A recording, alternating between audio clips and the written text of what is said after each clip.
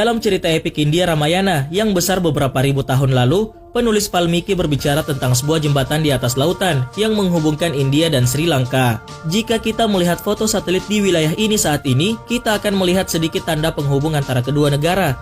Jembatan Rama yang disebut Rama Setu, yang juga dikenal sebagai Jembatan Adam, adalah hamparan pasir yang panjang menghubungkan Pulau Rameswaram di India di lepas pantai tenggara Tamil Nadu ke Pulau Mannar di lepas pantai barat Laut Sri Lanka. Panjang jembatan sekitar 50 km, sebagian besar badan jembatan berada di bawah air saat ini.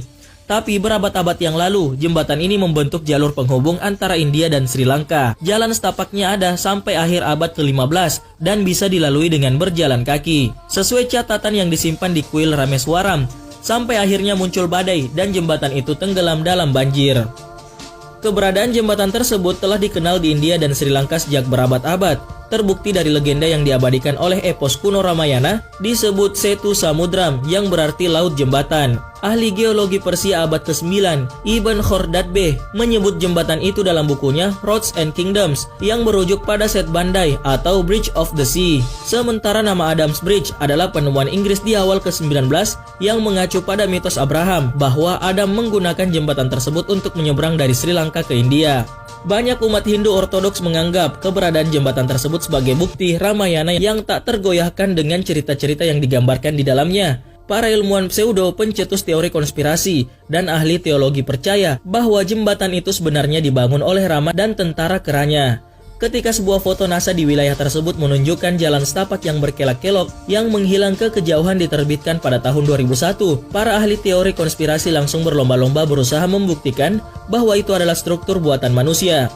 Meski ahli geologi telah berkali-kali mencoba untuk menghilangkan mitos, masih ada beragam pendapat dan kebingungan tentang sifat dan asal struktur ini. Ada lusinan teori berbeda yang mencoba menjelaskan strukturnya. Salah satu teori menyebutkan jika jembatan itu merupakan hasil proses alami sedimentasi hingga membentuk pemisah. Sementara teori yang lain menunjukkan bahwa jembatan tersebut mungkin hanya merupakan garis pantai tua yang menyiratkan bahwa kedua daratan India dan Sri Lanka pernah terhubung. Pembahasan mengenai jembatan Rama ini menjadi sedikit memanas, tak kala pemerintah India mengusulkan pengerukan jembatan itu untuk membuat rute perjalanan kapal di Selat Dangkal antara India dan Sri Lanka. Sebab saat ini kapal yang mencoba bergerak di antara pantai barat dan timur India harus terlebih dulu mengelilingi Sri Lanka. Aluran air laut yang panjang yang menghubungkan Selat Palk dan Teluk Mannar akan memotong jarak tempuh hingga 400 km perjalanan, sehingga dapat menghemat waktu dan uang. Namun organisasi sayap kanan menentang proyek tersebut dengan mengatakan bahwa jembatan itu merupakan monumen religius sehingga tak boleh dihancurkan.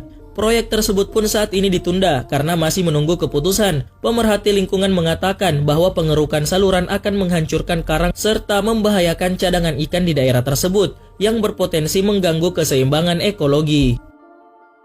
Sungai Arve, sebuah sungai yang sangat unik dan aneh yang mengalir melalui Swiss, di mana kedua airnya terlihat seperti tidak menyatu. Kenapa air di sungai itu terlihat tidak bisa menyatu? Itu dikarenakan sungai tersebut adalah gabungan dari dua sungai di Swiss, di mana salah satu sungai memiliki air warna biru dan satunya memiliki warna air yang coklat. Kedua aliran sungai tersebut tidak menyatu baik dari permukaan sampai dasar. Keanehan ini membuat ilmuwan bingung sekaligus membuat orang biasa takjub. Sungai yang juga melalui Prancis ini memiliki panjang berkisar 100 km.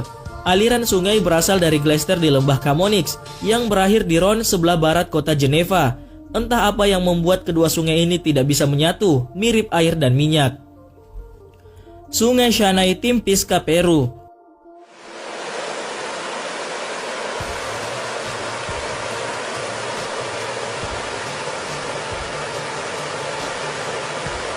Mandi di permandian air panas bisa ngasih banyak manfaat kesehatan. Di Indonesia sendiri banyak lokasi permandian air panas. Salah satunya adalah permandian air panas Ciater yang berlokasi di Jawa Barat.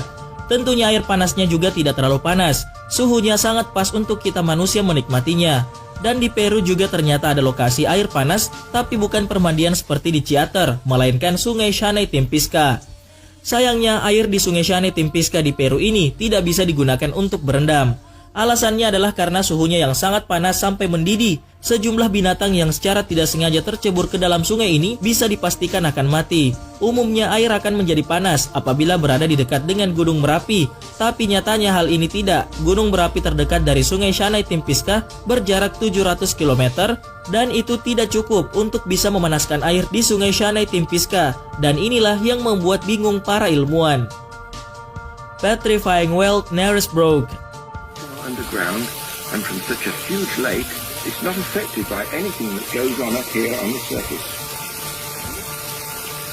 The waters have the highest... Apa kalian ingat dengan cerita rakyat dari Sumatera, yaitu Maling Kundang? Maling Kundang menceritakan kisah seorang anak yang dikutuk oleh ibunya sendiri menjadi batu akibat durhaka. Dan mungkin kalian ada yang berpikir, mana mungkin ada orang yang bisa berubah menjadi batu karena kutukan? Mungkin hal tersebut benar, tapi di Inggris, tepatnya di Knaresbrook, ada sebuah lokasi di mana benda apapun yang ditaruh di tempat itu akan berubah menjadi batu. Tempat itu bernama Petrifying Well. Petrifying Well merupakan sebuah sumur di wilayah Knaresbrook. Sumur tersebut berada di dekat dengan Goa Mother Shipton. Air yang merembes dari dinding goa tersebut akan membuat benda apapun menjadi batu.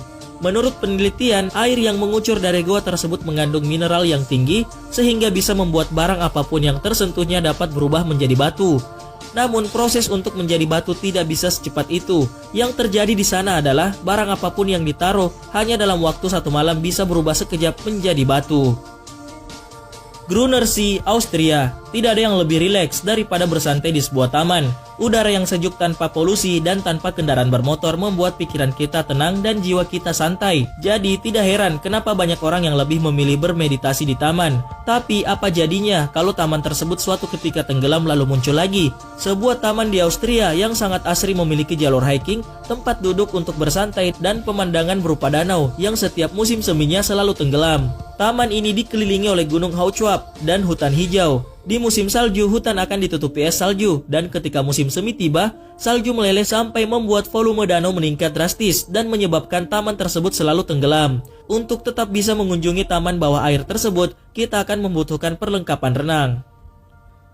The Uphill Downhill Road of Ariccia, Italia. Sewaktu kita berkendara menuruni sebuah jalan yang menurun, logikanya adalah kendaraan tersebut akan meluncur turun meskipun tanpa menginjak gas. Logika tersebut sayangnya tidak berlaku di sebuah jalan di Ariccia, Italia. Kalau kita tidak menggerakkan kendaraan tanpa tahan rem, anehnya kendaraan kita malah bergerak mundur naik. Kejadian yang aneh di luar nalar sehat manusia. Sebuah kendaraan yang harusnya meluncur turun menuruni jalan malah mundur menaikinya. Kejadian aneh ini sampai mengundang rasa ingin tahu dari para pakar paranormal. Mereka menganggap bahwa kejadian ini adalah sebuah hal yang berkaitan dengan paranormal. Apa hal ini menyeramkan? Justru semakin banyak orang yang datang ke jalan tersebut dan membuktikan fenomena tersebut. Magnetic Hill, New Brunswick.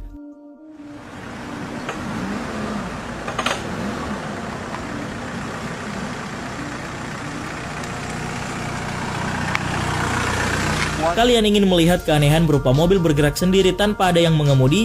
Jika iya, maka datanglah ke New Brunswick, Kanada. Di sana kalian bisa menyaksikan sendiri sebuah fenomena aneh berupa mobil bergerak sendiri. Bukan bergerak turun di jalan yang menurun, tapi bergerak mundur menaiki bukit. Aneh? Mungkin kalian berpikir bahwa tidak mungkin sebuah kendaraan bisa bergerak mundur menaiki sebuah jalan yang menanjak. Dalam kasus ini adalah bukit di New Brunswick. Tapi itulah yang benar-benar terjadi. Bahkan oleh para peneliti, kekuatan magnet dari bumi saja belum sekuat itu untuk bisa menggerakkan mobil mundur menaiki bukit. Keanehan ini sudah terjadi sejak tahun 1930-an. Longyearbyen, Norwegia. Beribu kotakan Oslo, Norwegia merupakan negara Skandinavia yang berhias gunung, glester, dan ceruk. Sebuah negara yang sangat indah kalau kalian punya kesempatan berlibur di sana. Di negara ini juga terdapat sebuah tempat yang sangat aneh di mana ilmu sains pun sulit menjelaskan keanehan yang terjadi di tempat ini. Svalbard, sebuah kepulauan yang berada di utara Greenland di Laut Arktik. Tempat keanehan di mana matahari tidak pernah tenggelam. Fenomena ini terjadi dari tanggal 20 April hingga 23 Agustus. Karena keanehan tersebut, mereka para turis atau wisatawan yang baru pertama kali ke Svalbard akan dibuat bingung, apa itu malam, sore, atau pagi hari. Dan hal ini pun berpengaruh pada jam biologis manusia untuk tidur. Eternal Flame Falls, New York.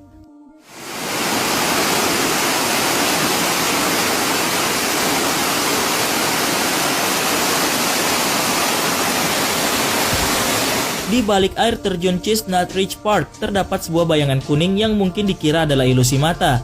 Tapi nyatanya bayangan kuning tersebut adalah sebuah kobaran api. Dan ini tentu membuat kita bingung mengingat biasanya api akan padam kalau terkena air. Tapi hal ini tidak terjadi dengan api yang ada di balik air terjun tersebut. Keanehan ini diduga karena adanya retakan di dalam air terjun yang membuat gas metana dari dalam bumi menyembur keluar. Suatu ketika ada orang usil yang memiliki ide untuk menyulutnya dengan api. Tindakan tersebut berhasil dan api terus menyala di dalam gua tersebut. Gas metana terus keluar hingga api hampir tidak mustahil untuk padam.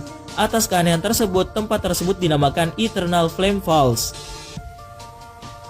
Relampago del Catatumbo, Venezuela.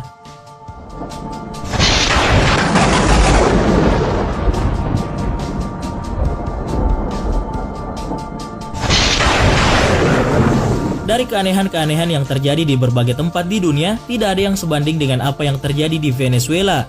Ada satu lokasi di Venezuela di mana petir selalu menyambar. Bukan satu petir tapi puluhan petir hingga ratusan petir terjadi di lokasi tersebut. Orang-orang sulit menjelaskan fenomena ini, dan kenapa hanya di lokasi itu saja frekuensi sambaran petir bisa begitu banyak. Lokasi sambaran petir itu berada di barat daya dari Danai Maracaibo.